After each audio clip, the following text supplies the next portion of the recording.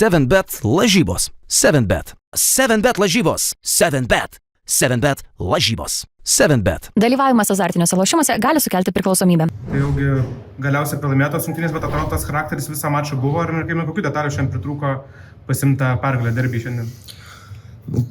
Tai manau, galiai ypatingai tie atkovoti kamuoliai mums labai maišė, pralaimėjom tą kovą, nors žaidė be Raito, be Ąžuolo, kaip ir atrodo tų kūnų kaip ir turėjom, bet kažkur nesudirbom, nesukovojom ir manau, kad kamuoliai ir tas užstrigimas prieš jų switch gynybą, tai žaidėm per lėtai, neužpuolėm ilgą laiką ir taip gavos, kad kaip ir gynėmės neblogai, bet neužpuolėm tiesiog ir po to kamuolį nesusirinkom.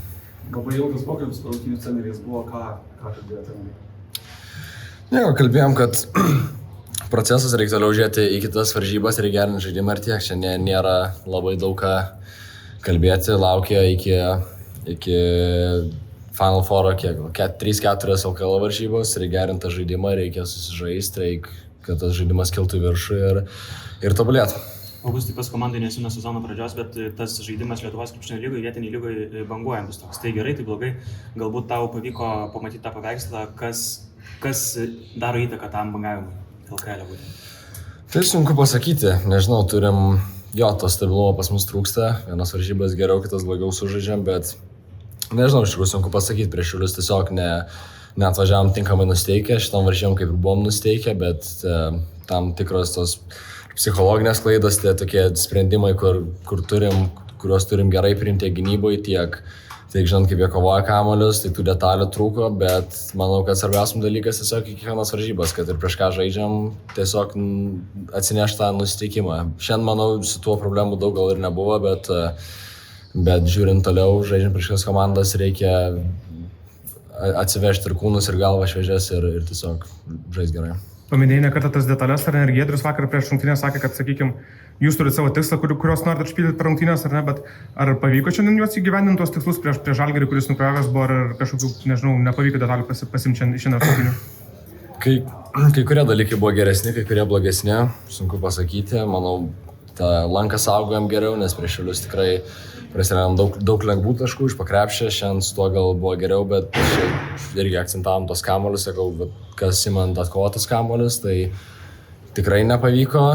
Puolime irgi, manau, žaidėjai lėtai, norėtum dar greičiau žaisti, ypatingai jeigu jie viską keičiasi, tai sakau, kai kurie dalykai pavyko, kai kurie ne.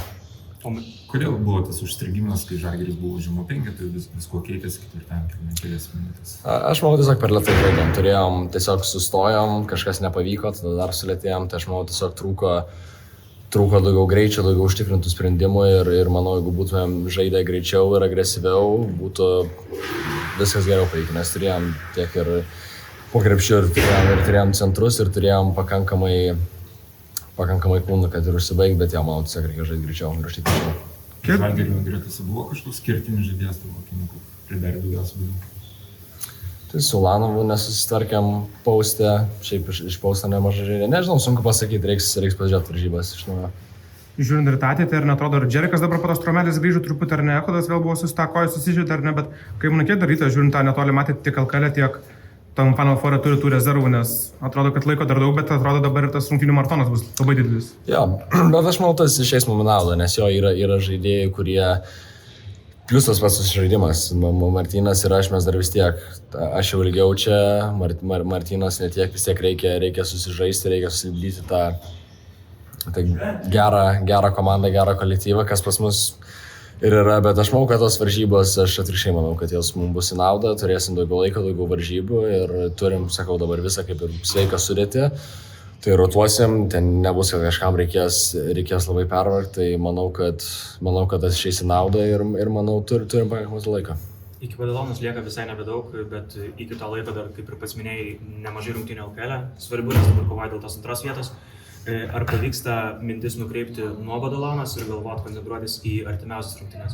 Jo, toks mūsų darbas, jeigu esi profesionalas, tai tu privalai ir žaidi prieš Žalgirį ir prieš LKL, tu turi eiti pilnai susikoncentravęs, nesame tokia komanda tiek talentą turinti, kad galim vieną koją nuvažiuoti ir žaisti prieš komandas, tai manau, kad pavyks to susitvarkyti ir eisime į visas tas varžybas LKL 100% nusteikę su tikslu laimėti. Dar nuo tavo sugrįžimo prieš Ąžuolą neteko pačiam žaisti, ar ne?